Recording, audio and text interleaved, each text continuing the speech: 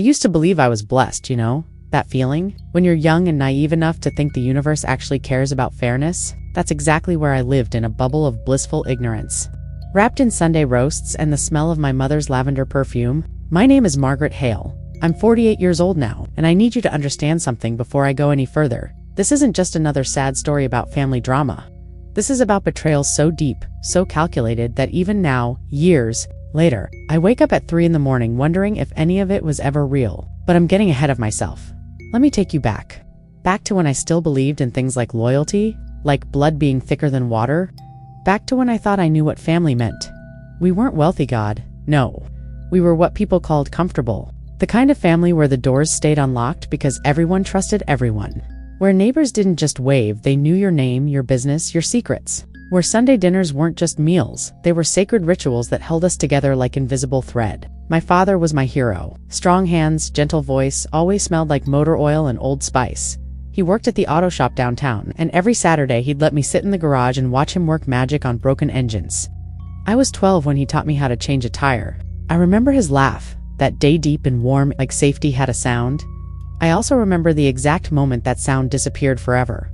It was a Tuesday, 4:30 in the afternoon. I was inside doing homework when I heard my mother's scream up. Sound so primal, so shattered that it didn't even sound human. I ran to the garage, and there he was, my invincible father, crumpled on the concrete floor. One hand still clutching a wrench. Heart attack. Instant. The doctor said he probably didn't feel a thing, but I felt everything after the funeral. When the casseroles stopped coming and the sympathy cards piled up unread, my grandfather stepped in. And here's where the story really begins, where the cracks started forming. Though I was too young and too grief-stricken to see them, Grandpa Walter was a legend in our town. 6'2", silver hair, always perfectly combed, shirts pressed so crisp you could cut yourself on the creases. He tipped his hat to ladies, never missed a church service, and wrote checks to every charity that came knocking. The kind of man people wrote obituaries about before he was even dead. That's how respected he was.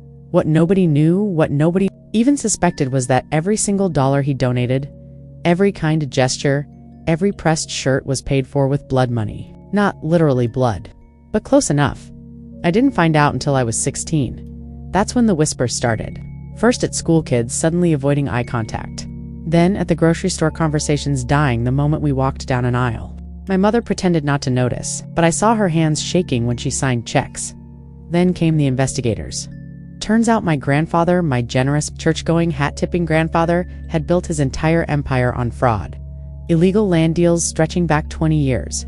Forged documents with signatures that didn't exist. Properties sold to families who thought they were buying their dream homes, only to discover the land wasn't his to sell. And when people started asking questions, he made quiet threats. The kind that don't leave bruises but destroy lives anyway. When the law finally caught up, and it always does, doesn't it? They didn't just come for him, they came for everything. I'll never forget the day the marshals showed up. I was getting ready for school, standing in front of my bedroom mirror, trying to perfect my eyeliner, when I heard the pounding on the door. Heavy, authoritative, final dot. They had papers. Mountains of them. Seizure orders. Asset forfeitures. Words I didn't understand, but felt in my bones. Our house, the one my father had died in, the one that still smelled like him in certain corners, wasn't ours anymore. The savings account my mother had been carefully rationing.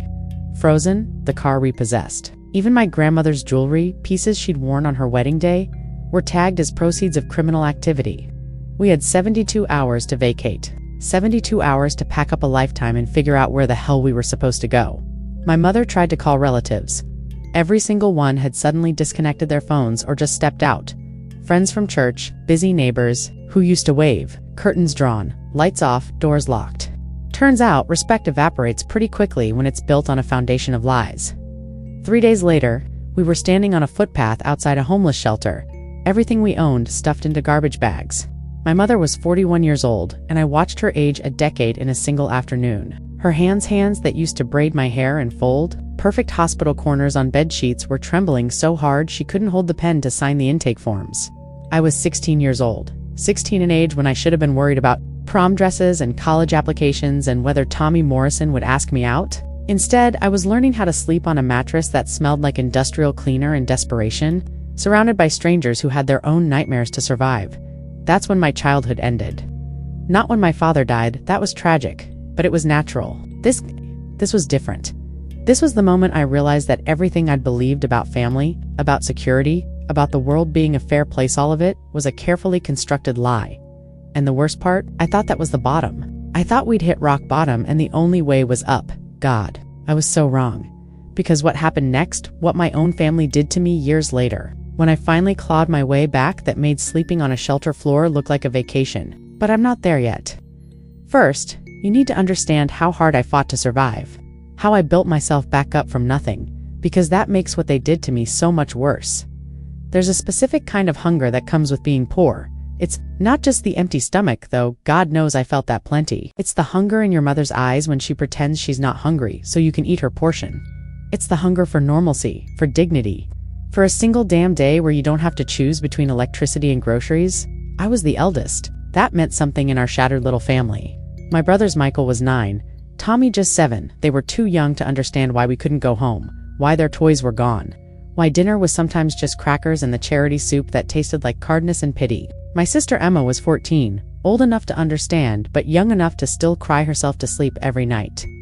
I could hear her through the thin shelter walls, these muffled sobs that she tried to hide in her pillow, so I stopped being a child and became whatever they needed me to be. Mother, father, provider, protector.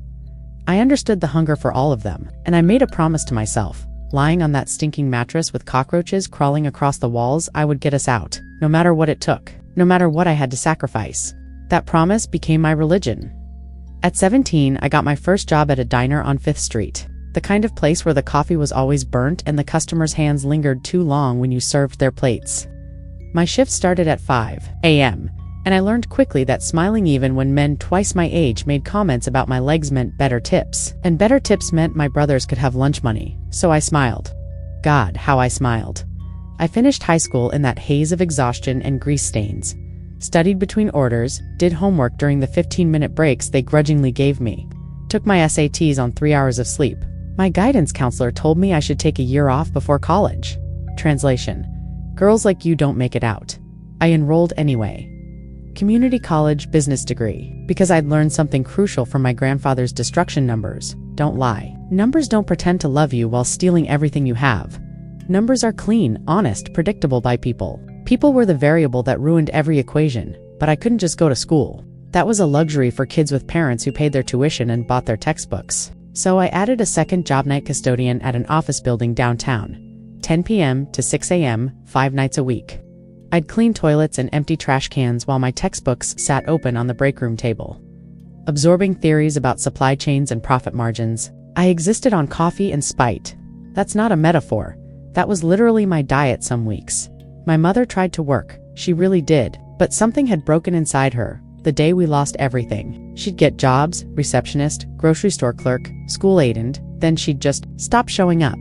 I'd come home and find her sitting in the dark staring at nothing, and I'd know another job lost. Another bridge burned. So it all fell on me. My grandparents died when I was 21. First grandma, then grandpa, 6 weeks later. The doctors said it was heart failure and pneumonia, respectively. But I knew better. Shame killed them. The kind of shame that seeps into your bones and rots you from the inside out. We couldn't even afford proper funerals. We buried them in the cheapest plots available. No headstones, just small metal markers with their names and dates. I didn't cry. I didn't have time to cry. I had a business law exam the next morning and a double shift at the diner. By 24, I'd graduated. By 25, I'd secured my first business loan, a miracle considering our family's financial history. By 26, I was running a small logistics company from a rented office the size of a closet. Hale Transit Solutions. I named it after my father, not my grandfather. That distinction mattered to me. I started small. Local deliveries, package routing, anything businesses needed moved from point A to point B. I made it happen. I worked 18-hour days, 7 days a week. I was the dispatcher, the accountant, the driver, the customer service rep, the janitor, and slowly God. So painfully slowly it started working. By 28, I had 3 employees. By 29, I had actual office space. By 30, I had enough to move my family into a real house. Not fancy 3 bedrooms, 1 bathroom, a yard, more weeds than grass, but it was ours. Actually ours this time, with my name on a legitimate deed. I'll never forget the day I handed my mother the keys. She cried for the first time since the shelter, and for once they were good tears. My brothers were teenagers by then. Michael wanted to go to college, and I made sure he could. Tommy was struggling in school and I hired tutors. Emma had dreams of becoming a nurse. So I researched programs and filled out financial aid forms. Until my eyes crossed, I gave them everything I'd never had: stability, opportunity, hope. And then I made the mistake that would eventually destroy me. I trusted them. Not just with my love, I'd always done that, but with my business, my assets, my future. My company was growing faster than I could manage alone. I needed help, and hiring strangers felt risky. Family though. Family was safe. Family was loyal. Family would never betray the person who'd sacrificed everything for them, right? At 32, I put my brother Michael's name on several property titles. Just as a backup, I told myself, in case something happened to me. He was 22, responsible, working toward his MBA. He called me his hero, said he'd never forget what I did for the family. Emma was 26 by then, sharp with numbers in a way that reminded me of myself. So I made her payroll manager, gave her access to the company accounts.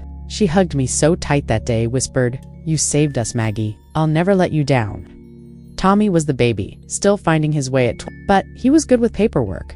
So I let him manage the property documents, deeds, contracts, insurance policies. He seemed grateful for the responsibility, for the chance to contribute after years of being taken care of. My mother wasn't involved in the SH. She couldn't handle that kind of stress, but I made sure she was comfortable, paid off her medical bills, set up a small trust for her future.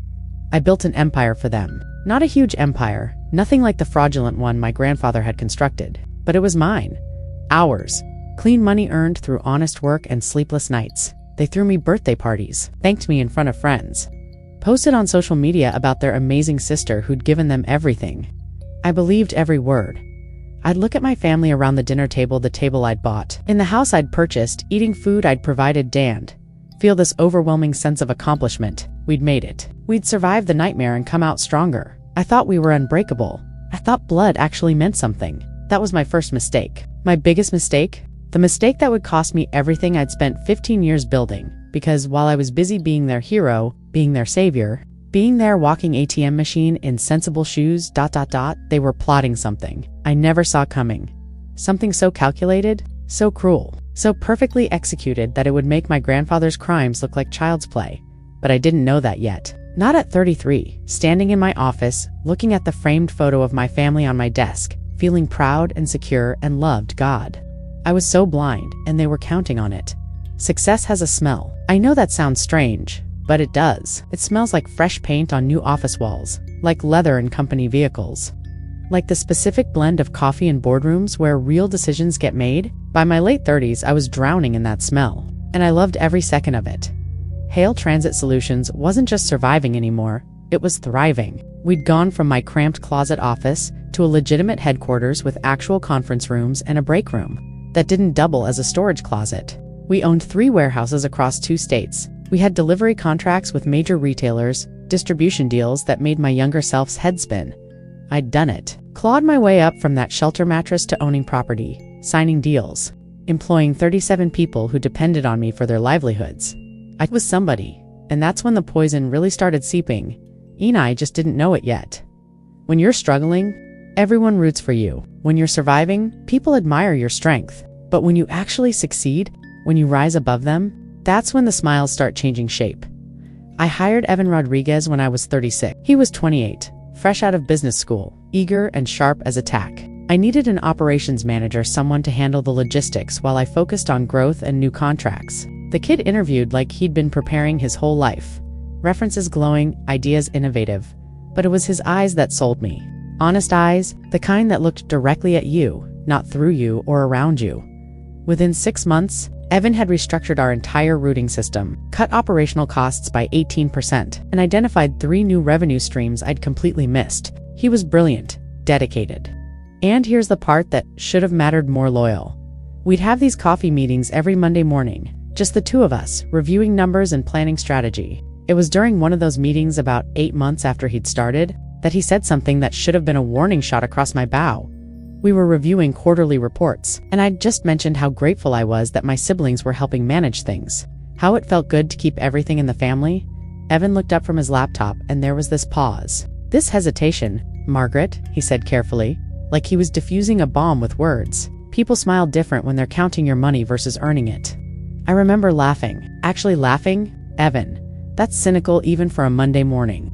I'm just saying. I've noticed some irregularities. Nothing major, but their family. I cut him off, still smiling because the idea was absurd. Michael helped me build this. Emma keeps everything running. Tommy manages all our paperwork. They'd never. I know. He raised his hands in surrender. Forget I said anything. I'm probably just overthinking, but he wasn't. God, he wasn't. I should have listened. I should have paid attention to the way his jaw tightened. The way he'd started keeping separate files I wasn't supposed to know about. But I was too busy being grateful, too intoxicated by success, too convinced that loyalty was something you could earn through sacrifice. Then California happened. March 15th, a date that's burned into my brain like a brand. I got the call about a potential partnership with a massive distribution network based in Los Angeles. The kind of deal that comes once in a career. The kind that would triple not double triple out revenue within 18 months. But it required in-person negotiations. A week of meetings, dinners, presentations, FaceTime with executives who needed to see I was serious, professional, capable of scaling up. I was ecstatic. This was it. The moment that would cement everything I'd built. The moment that would prove that the girl who slept in a shelter could play with the big leagues. Evan's reaction was different. A week. He said it quietly, staring at his computer screen instead of at me. You're leaving for a whole week? It's California, not Mars. Evan, you'll manage fine. You always do. It's not about managing. It's about... He stopped himself, and I watched something shift behind his eyes. A decision being made. Margaret, I really think you should postpone this, or at least take me with you. Leave someone else in charge here. I can't postpone a deal this size, and I need you here. You're the only one besides family that I trust with everything. That word. Trust. I practically weaponized it. What about your family? He asked. Who's overseeing them while you're gone? The question irritated me. They don't need overseeing, Evan. They're not employees. They're partners. Their family? I know. His voice had gone flat. I just think someone should verify the accounts before you leave. Maybe have an independent audit of the audit? Of my own siblings. I was angry now. Really angry. What exactly are you implying? Nothing. I'm not implying anything. I'm just saying that when one person controls everything for years and then suddenly leaves for a week, it creates opportunities. Opportunities for what? He met my eyes then, and I saw something in them I'd never seen before. Fear not for himself, for me. Margaret, your brother sold the warehouse in Pittston last month. Did you authorize that? My heart stuttered. What? No. That must be a mistake. Michael would have told me he used the power of attorney you gave him. Filed the paperwork when you were in New York for that conference? I only found out because the buyer's insurance company called about an inspection issue. There's gotta be an explanation. Maybe he was restructuring for tax purposes, or... Maybe. Evan didn't sound convinced, but I pulled some records. There have been other transactions. Small ones. Account transfers. Property liens released. Always when you're traveling or in meetings, I felt something cold crawl up my spine. Are you seriously suggesting my brother is stealing from me? I'm suggesting something's not right. And I'm begging you don't go to California. Not yet. Not until we verify everything. I should have listened. I should have stopped, taken a breath, looked at the evidence, but I was too offended, too convinced of my own narrative. I'd saved these people. I'd given them everything. They worshipped me, didn't they? I left for California on a Monday morning. Evan drove me to the airport, and the entire ride was silent except for the radio. As I got out, he tried one more time. Margaret, please, just check the accounts before you leave town. One quick call to the bank. Evan, I appreciate your concern, but I trust my family. This deal is happening. I'll be back Friday. Friday might be too late. I slammed the car door and didn't look back. The California meetings went perfectly. Every presentation landed, every handshake felt solid. By Wednesday, we had a verbal agreement. By Thursday, lawyers were drafting contracts.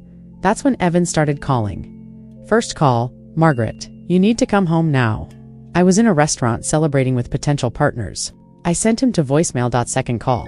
2 hours later, your brother transferred $340,000 from the operating account. Margaret, please, call me back. I texted. You're overreacting. Michael handles transfers all the time for payroll and expenses. Third call. This isn't payroll. This is liquidation. He's selling everything. Margaret, I'm looking at the records right now. They're dismantling the company. I called my sister Emma. She was always the rational one. The one who'd talk sense. She answered on the first ring and she was crying. Actually sobbing? Maggie. Oh my God, I'm so glad you called. It's Evan. He's gone crazy. He's accusing Michael of terrible things, spreading lies, trying to turn us against each other. I think he's jealous of our family, of what you've built. He's trying to destroy us. What? Emma, slow down. He's claiming Michael sold property. But that's not true. Michael would never. He's trying to steal the company. Maggie? Evan is. He's forging documents, making up transactions. Michael's with lawyers right now trying to protect us from him. My head was spinning. This doesn't make sense. Evan's been nothing but loyal to your face. Maybe. But behind your back? Her voice cracked. He's been poisoning everything. Tommy found emails on his computer. Plans to push you out and take over? Oh God, Maggie, I'm scared. What if he tries to hurt us? Emma, that's insane. Evan wouldn't. You're too trusting. You always have been. Please, you have to fire him. Block his access to everything before he destroys what you've built. We're your family. We've been with you since the shelter. You know us. You don't really know him. The thing is, she sounded so genuine, so frightened, so convinced, and she was right about one thing. I'd known them my whole life. Evan. I'd known him less than 2 years. Blood versus hired help. Family versus employee. The choice seemed obvious. I called the office manager, had Evan's access revoked immediately. Blocked his number. Blocked his email. When he tried calling from other phones, I didn't answer. I made the decision in less than 5 minutes. Didn't investigate, didn't verify. Just trusted my family and cut out the one person who was actually trying to save me. That was my second mistake, and it was so much worse than the first. Because while I was in California, signing my big deal, celebrating my success, believing my sister's tears, they were back home finishing what they'd started months ago. And by the time I landed at the airport Friday evening, exhausted but triumphant, ready to celebrate with my family, there was nothing left to celebrate. Nothing left at all. If you're still watching, you already know this story hits different. Tap that subscribe button right now, because what happens next will make you rethink everyone you trust. And drop a comment if you've ever ignored red flags from family. I'll wait. The flight home felt like a victory lap. I sat in seat 1 for a sipping complimentary wine, reviewing the signed contracts in my briefcase. Triple revenue. National expansion. Everything I'd worked for, everything I'd bled for, finally paying off in ways I'd only dreamed about. I texted my family from the layover in Denver, landing at 9:47 p.m. Can't wait to celebrate with you all. We did it. No response. But that was fine. They were probably planning a surprise. Emma loved surprises. The plane touched down right on time. I grabbed my carry-on, practically floating through the terminal. I'd catch an Uber home, pop some champagne, share the good news. Maybe we'd stay up all night laughing about how Evan had panicked over nothing. How silly the whole drama had been. God, I was so stupid. The Uber driver was chatty, asking about my trip. I told him about the California deal, and he congratulated me with genuine warmth. Sounds like you've got a lot to celebrate, he said, pulling onto my street. I really do, I agreed, watching familiar houses pass by in the darkness. Then I saw mine. Every light was off. Not just off dark in a way that felt wrong. Empty dark. Dead dark, huh? The driver said. Looks like nobody's home. Want me to wait? No, it's fine. They're probably asleep. But my voice sounded strange even to my own ears. I stood on my front porch, the porch I'd rebuilt 3 years ago. The one where we'd had Easter brunches and 4th of July barbecues and fumbled for my keys. The familiar weight of them in my hand felt reassuring for exactly 3 seconds. That's how long it took to realize my key wouldn't turn in the lock. I tried again. Jiggled it. Forced it. Nothing. Hello? I called out. Knocking. Emma. Michael. Mom. Silence. The kind that has weight to it. I walked around back. Tried the kitchen door. Different lock. I peered through the window, cupping my hands against the glass to see inside. And that's when my heart stopped. The kitchen was empty. Not just empty of people, empty of everything. No table, no chairs, no curtains. The refrigerator was gone. The cabinets hung open, completely bare. No, I whispered. No, no, no. I ran to the living room. Window, empty. The dining room, empty. My hands were shaking so badly, I could barely hold my phone as I dialed Emma's. Number. The number you have reached is no longer in service. Michael's number. Same message. Tommy's disconnected. My mother's phone rang once and went to voicemail. Her voice bright and cheerful. Hi, you've reached Susan. Leave a message and I'll call you right back. Mom. My voice cracked. Mom, what's happening? Where is everyone? The house is empty. Please call me back. I'm scared. I don't understand. I was still leaving that message when I saw the car pull up. A police cruiser, 2 officers got out, and even in my panic, I noticed how their hands hovered near their belts. Cautious, ready, Margaret Hale, the taller one called out. Yes. Thank God, officers. Something's happened. My family's gone. The house is empty. I think there's been a break-in or, ma'am, we need you to step away from the property. What? This is my property. I own this house. I actually, ma'am, according to our records, this property was sold 6 days ago to a family trust. You're currently trespassing. The world tilted. That's impossible. I never sold. We're going to need you to come with us. There are some questions downtown. Questions about what? I just got back from California. I don't understand what's ma'am. There's been a complaint filed against you. Financial misconduct, fraud, embezzlement from your own company. We have a warrant for your arrest. I actually laughed. It was a horrible sound, something between a laugh and a sob, because surely this was a nightmare. Surely I'd fallen asleep on the plane and this was just my exhausted brain processing stress. Who filed the complaint? The officer checked his notes. Michael Hale, your brother. Along with corroborating statements from Emma Hale and Susan Hale, my legs stopped working. Just completely stopped. I sat down hard on the porch that apparently wasn't mine anymore, and stared at nothing. That's not possible, I whispered. They couldn't. But even as I said it, pieces were clicking together. Evan's warnings, the sold warehouse, the strange transactions, Emma's tears on the phone. So convincing. So perfectly timed. Ma'am, we need you to stand up and put your hands behind your back. I spent that night in a holding cell that smelled like urine and desperation. They took my phone, my briefcase, my jewelry. The California contracts might as well have been written in invisible ink for all the good they did me. At 3 a.m., they finally let me make a call. I tried my lawyer voicemail. I tried my accountant disconnected number. I finally called the one person I'd blocked. The one person who'd tried to warn me. Evan answered on the first ring, voice thick with sleep. Hello? Evan. I could barely get the word out. It's Margaret. I need help. I'm in jail and Margaret. Jesus, where are you? Downtown holding. They arrested me for fraud. My own family accused me of. I know. I've been trying to reach you for days. His voice was hard now, awake and angry. I tried to tell you. I tried to warn you. But you blocked me? You chose them. I know, and I'm sorry, please. They've been planning this for months, Margaret. I found documents. They forged your signature on everything. Property deeds, bank transfers, dissolution papers. They even filed paperwork to remove you from your own company 3 weeks ago. My breath caught. 3 weeks. But I was still here. I was in the office every day. They filed it in Delaware. Used a shell corporation to hide the transaction. By the time you left for California, they'd already transferred ownership. They were just waiting for you to be far enough away that you couldn't stop them. But why? Why would they do this? I gave them everything. I saved them. Because you had everything. His voice was gentler now, and they wanted it. All of it. Not just piece, and the only way to take everything was to erase you completely. I pressed my forehead against the cold concrete wall. The house? Sold to a trust controlled by Michael for $1, using forged documents showing you'd agreed to the sale. The business? Dissolved. Assets liquidated. Money transferred to offshore accounts I can't trace. Your employees got checks last Friday saying the company was closing immediately. No severance. No warning. The warehouses. The trucks. Sold all of it. They moved fast once you were on that plane. I couldn't breathe. Actually couldn't get air into my lungs. My mother knew. Silence. Then yes, I saw her there. At the office? Helping Emma pack up your personal items? That's what broke me. Not the money, not the property. But my mother, the woman I'd fed when I was 16, the woman I'd housed and clothed and cared for, had stood there and watched them dismantle my life. She told herself it was temporary. Evan continued quietly. I overheard her saying it to Emma. We're just borrowing it. She'll understand. We deserve this too. She actually believed they'd give it back someday. But the fraud accusations, why would they cover? They're claiming you've been embezzling for years. That they discovered it and confronted you?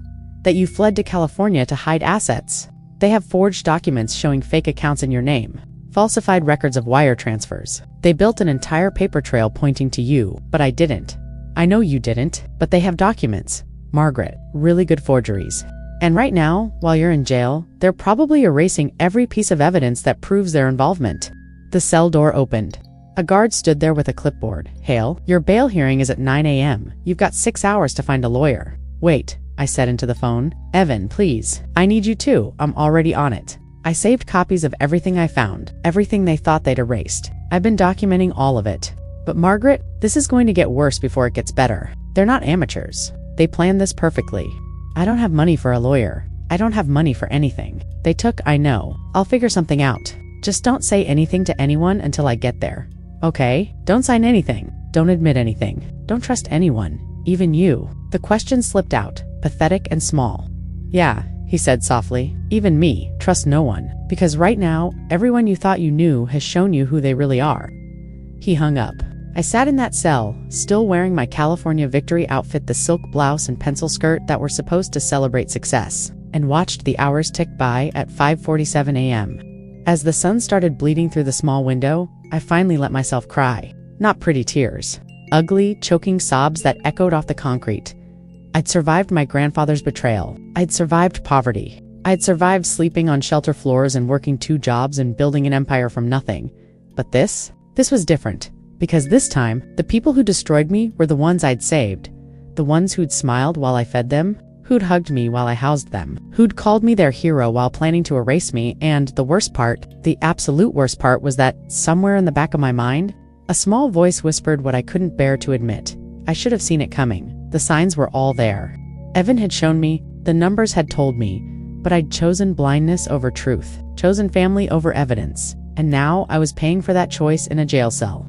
With nothing left but the clothes on my back and the crushing realization that the people I'd loved most in the world had become strangers wearing familiar faces.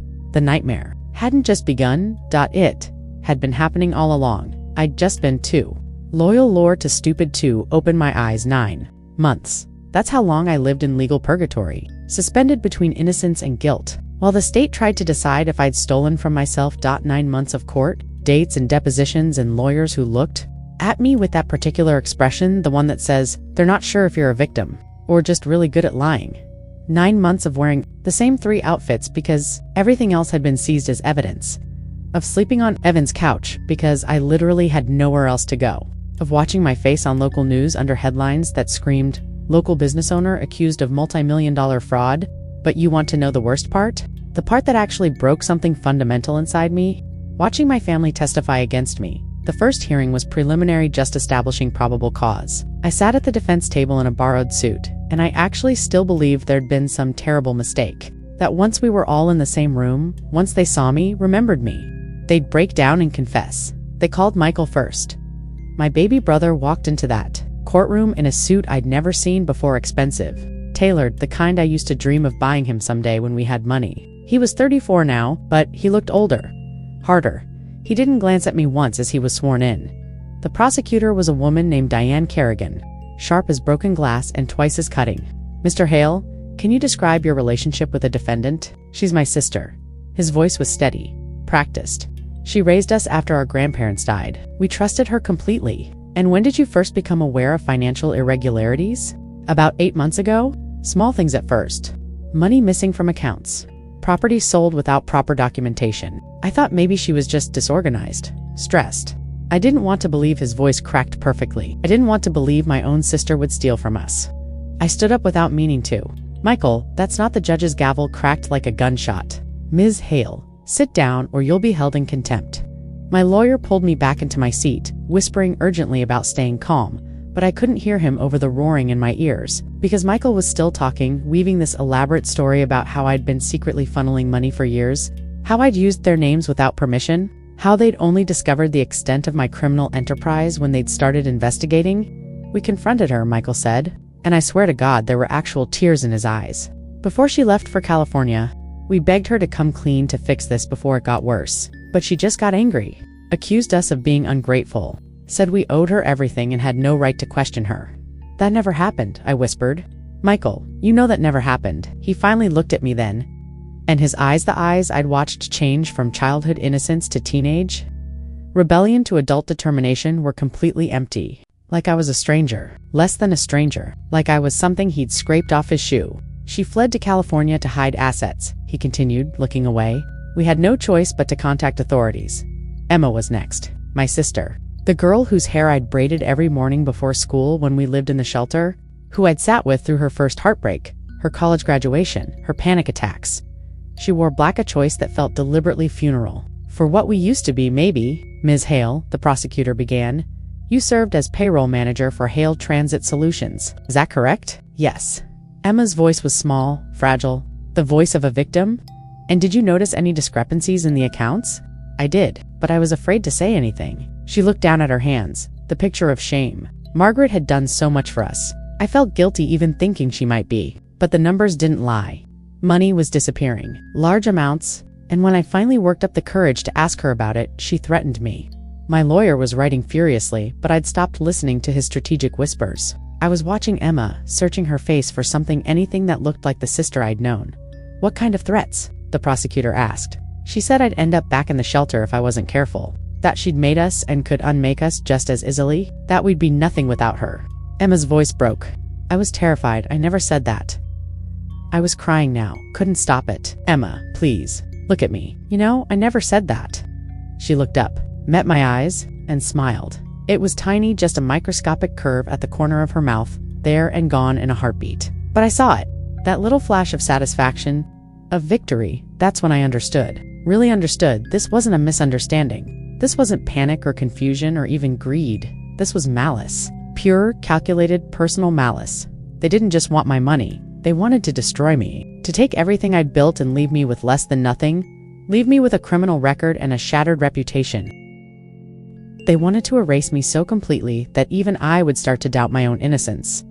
My mother testified via video deposition. She was too emotionally fragile to appear in person, apparently. I watched her on a screen. This woman I'd sacrificed my entire youth for, and she couldn't even look at the camera. "Did your daughter discuss her financial activities with you?" "No, never. She kept everything very controlled." Mom's voice wavered. I should have seen it. The signs were there. She was always so secretive about money, even when we were struggling. I think she liked having power over us.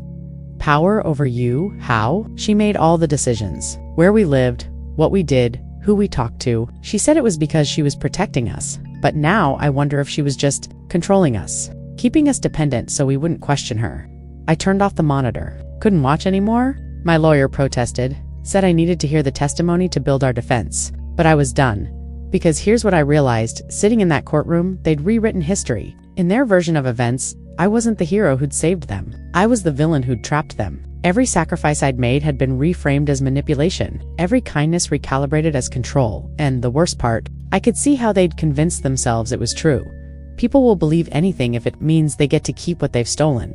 The trial dragged on.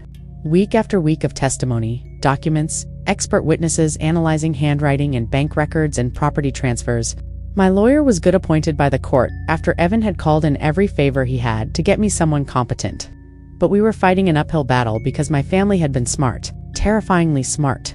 They'd forged my signatures on documents dating back to years, created fake email accounts in my name, set up shell corporations that looked exactly like the kind of things someone hiding money would create. Every piece of evidence pointed to a woman who'd been systematically stealing from her own company while gaslighting her family into silence. It was brilliant. Really, horrible, but brilliant. Then Evan took the stand. He'd been waiting, collecting evidence, building our case in the shadows while I'd been drowning in legal proceedings. And when my lawyer called him up, I saw Michael's face go pale. "Mr. Rodriguez, you were employed by Hale Transit Solutions as operations manager. Is that correct?" "Yes. And did you notice any irregularities during your employment?" "I did. About a year before Ms. Hale was arrested, I started noticing transactions that didn't make sense. Property sold without proper authorization. Money transferred to accounts I couldn't trace. I brought my concerns to Ms. Hale multiple times. And how did she respond? She told me she trusted her family, that I was being paranoid." Evan looked directly at me and his eyes were sad. I should have pushed harder. I should have made her listen. But she loved them so much. She couldn't see what they were doing. "What were they doing in your assessment?" "Objection." Michael's lawyer shot up. Speculation sustained. My lawyer pulled out a folder. "Mr. Rodriguez, can you identify this document?" Evan studied it. "That's an email from Michael Hale to Emma Hale, dated 14 months before Ms. Hale's arrest. I retrieved it from the company server before it could be deleted. Please read it for the court." Evan's voice was steady, almost clinical. "MM is in New York until Friday. Move the Pittston property this week. Use the power of attorney like we discussed. She won't notice if we keep the amounts small. Once we have enough transferred, we can accelerate the timeline." The courtroom erupted. The judge called for order. Michael's lawyer was objecting loudly, calling the evidence inadmissible. But it didn't matter because Evan had dozens of emails, recorded phone conversations, bank records showing systematic transfers that happened only when I was traveling, property documents with signatures that forensic analysis proved weren't mine, they were Michael's, practiced and perfected over months, text messages between Emma and Tommy. "How much longer do we have to keep this up? I'm tired of pretending to worship her." A voice recording of my mother talking to Michael. Are you sure this will work? What if she finds out? She won't, Mom. She's too busy playing savior to notice we're planning her funeral. Her funeral? That's what they'd called it. My destruction was their funeral for who I used to be. The charges were dropped after 6 months of trial. The judge issued a scathing statement about prosecutorial overreach and family manipulation. The media ran stories with new headlines: innocent woman framed by siblings, and family betrayal leads to false imprisonment. But my life wasn't returned. You can't just give someone back 9 months. Can't undo the damage to a reputation, the loss of a business, the destruction of trust in humanity itself. Hail Transit Solutions was gone, liquidated, sold, scattered to the winds. My employees had moved on, found other jobs, stopped returning my calls. The warehouses were owned by other companies now. The trucks I'd bought and maintained and been so proud of, someone else's fleet, my family. They scattered like roaches when the lights came on. Michael fled to Costa Rica with approximately $2.3 million. No extradition treaty. Beyond the reach of civil suits or criminal prosecution, Emma moved to Arizona, changed her last name to our mother's maiden name Sullivan, and started a consulting business with money I couldn't prove she'd stolen. Tommy disappeared completely. Some distant cousin mentioned he was in Europe somewhere, but I didn't care enough to investigate. My mother moved in with Emma. Lived there for 3 years before the cancer came back. The cancer she'd beaten once before when I'd paid for her treatment. Driven her to appointments, held her hand through chemo. Emma called me when Mom was dying. I was 46 years old, living in a studio apartment, working as a consultant for a company that had mercifully believed my side of the story. She's asking for you, Emma said. No hello, no apology, just that flat statement. No, Margaret, she's dying. Whatever happened between us, whatever happened. I laughed, and it echoed harshly in my small apartment. You destroyed my life. You framed me for crimes I didn't commit. You testified under oath that I'd threatened you. We were scared. Michael convinced us that you were going to cut us out, that we needed to protect ourselves by stealing everything I'd built. By sending me to jail, we made mistakes. Mom knows that. She wants to apologize before, tell her I said no. My voice was ice. Tell her that some betrayals don't deserve closure. Tell her that she made her choice when she stood in my office and helped you pack up my life. Tell her to die knowing that her daughter, the one who sacrificed everything for her, will not be at her bedside. You're going to regret this. No, I said quietly. The only thing I regret is not listening to Evan. Everything else, every single thing I did for you people, that's on you to regret, not me. I hung up. Blocked the number, died 2 weeks later. Emma sent me the obituary. I threw it away without reading it. There was a funeral. I heard about it through old friends who still kept tabs on my family. They expected me to show up apparently, thought I'd want closure. But here's what I learned in those 9 months of hell. Closure is a myth, sold by people who've never been truly betrayed. Real betrayal doesn't resolve. It doesn't heal with time or therapy or forgiveness. It changes you at a molecular level, rewrites your DNA, turns you into someone who trusts nothing and no one, who sees every kindness as manipulation, every smile as a potential threat. I didn't go to the funeral, didn't send flowers, didn't acknowledge her death in any way. Michael sent me an email years later, some pathetic attempt at reconciliation from his beach house in Costa Rica. I think about what we did sometimes. I'm sorry things got so out of hand. Maybe someday we can talk. I never responded. Emma tried adding me on LinkedIn. I blocked her. Tommy sent a Christmas card to my office, address God knows how he found it. I returned it unopened because here's the truth that nobody wants to admit. Some people don't deserve your forgiveness. Some betrayals are too complete, too calculated, too deliberately cruel to ever warrant a second chance. They didn't accidentally hurt me. They didn't panic and make poor decisions. They planned my destruction methodically, executed it perfectly, and slept soundly while I fought for my freedom. And the cost. The real cost of their betrayal. I'm 48 years old now. I've rebuilt a small consulting business. I have a decent apartment. I'm financially stable again. Though I'll never have what I had before. But I don't have family dinners. I don't have holidays. I don't have anyone who calls just to check in. I don't let people get close, not really close. Anyway, because the last time I did, they dismantled my entire existence. Evan's still in my life. He's the closest thing I have to family now. But even with him, there's this wall. This part of me that can't fully trust. Can't fully believe that he won't someday reveal he was playing a long game too.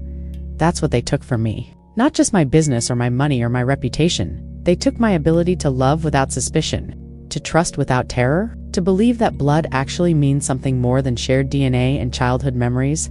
Some nights, I lie awake and do the math, calculate exactly what my blind love cost me. You're probably expecting me to tell you I stayed broken, that I live in bitterness now, jumping at shadows, warning strangers about the dangers of family. That would be the neat ending, wouldn't it? The tragic conclusion everyone expects from a story like mine. But here's the thing about Betrayal Lit: either destroys you, or it forges you into something unbreakable. I chose the latter. The first year after the trial was hell. I won't lie about that. I worked 3 jobs, consulting gigs that paid barely enough to cover rent in my studio apartment. I ate ramen more nights than I care to admit. I wore the same interview outfit so many times I had to patch the lining, but I was building quietly, methodically, without fanfare or social media posts or anyone watching. I built a new consulting firm, specializing in logistics and supply chain management. Nothing flashy, no fancy office, just me, a laptop, and 15 years of experience that no one could steal. And I followed one ironclad rule: never again. Never again would I mix family with business.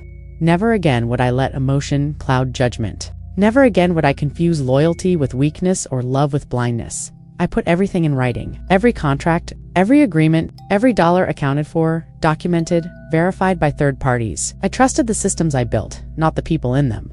Cold? Maybe, but I was still alive, still standing, still moving forward while my family spent their stolen money on empty lives in foreign countries. The clients came slowly at first. Small businesses who needed someone who understood shipping routes and inventory management. Then medium-sized companies. Then larger corporations who appreciated that I didn't just talk theory-eyed, actually built something from nothing, lost everything, and understood the stakes. By year 3, I had 6 employees. By year 5, I had offices in 2 cities. By year 7, I was profitable enough to start making investments. Real investments. Smart ones. And that's when I found it. The Pittston warehouse. The first property. Michael had sold using my forged signature. The one that had started Evan's investigation. The one I'd driven past 1,000 times when it was mine, never imagining I'd lose it. It was on the market again. The company that bought it had gone bankrupt. Turns out Michael had sold it to a shell corporation he partially controlled, and when everything collapsed, they couldn't maintain it. The asking price was reasonable, almost suspiciously reasonable. I bought it through my consulting firm. Clean transaction. No emotional attachment. Just good business. That's what I told myself. Anyway, but when I stood in that empty warehouse for the first time as its owner against Evan years after losing it, I'll admit something shifted. Not revenge. Exactly. More like ... balance. The universe tilting back toward something that resembled justice. I hired a property management company to run it. Rented it to a regional delivery service that needed the space. Smart, professional, profitable. I didn't think about Michael. Didn't wonder where he was or what he was doing with his stolen millions in Costa Rica until 18 months ago when my property manager called. Margaret, I've got someone here applying for the warehouse supervisor position. References check out. Experience is solid, but there's something ... odd. Odd. How? His previous employment history has some gaps. Large ones, and he seems desperate.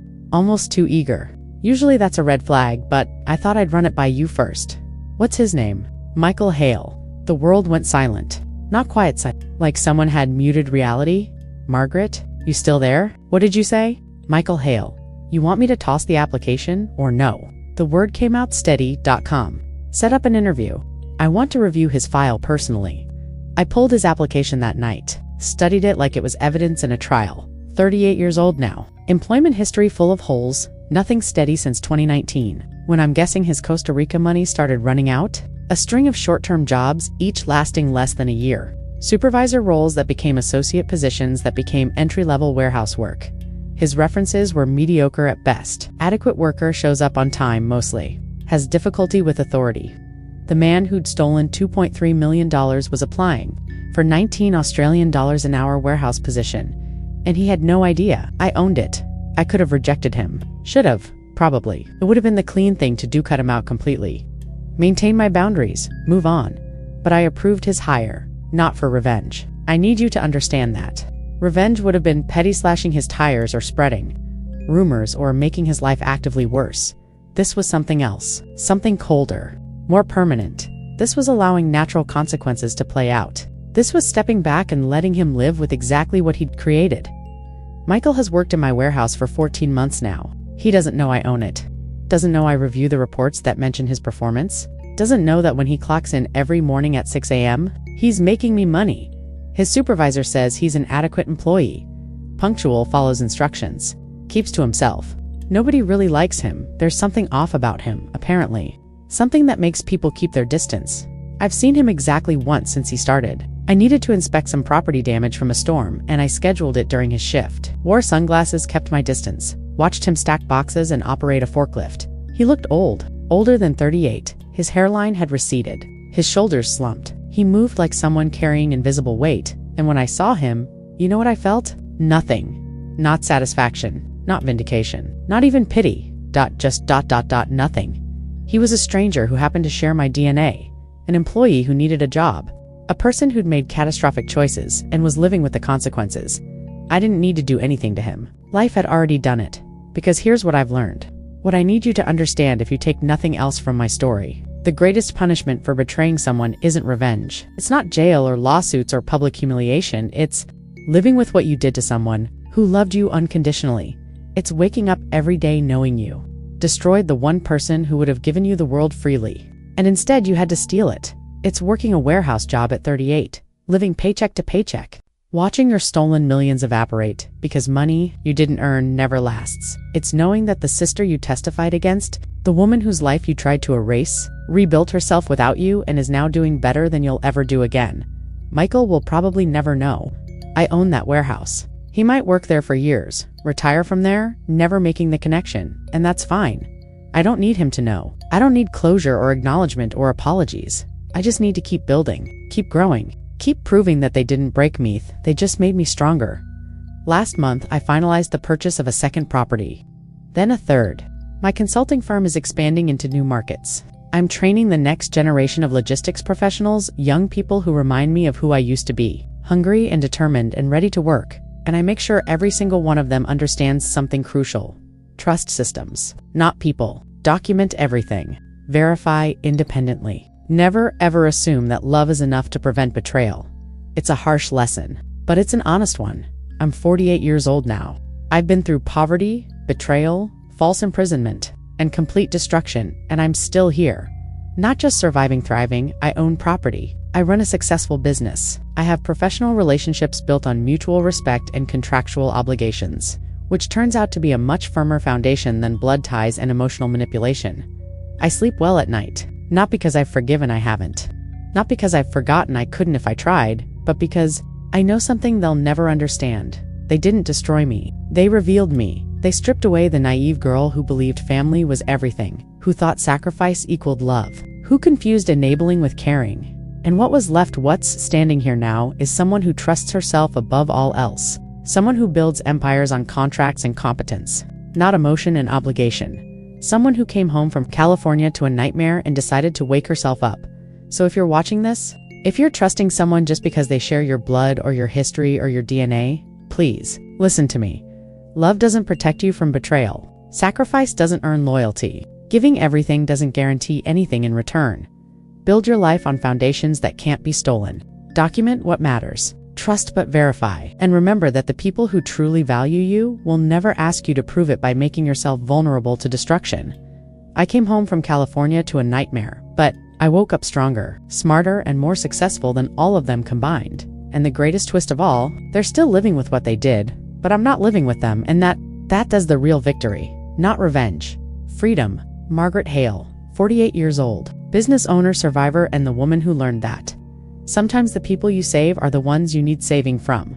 Remember that. If family has ever made you question your worth, drop a comment below. You're not alone. Hit subscribe and like if you believe some betrayals don't deserve forgiveness.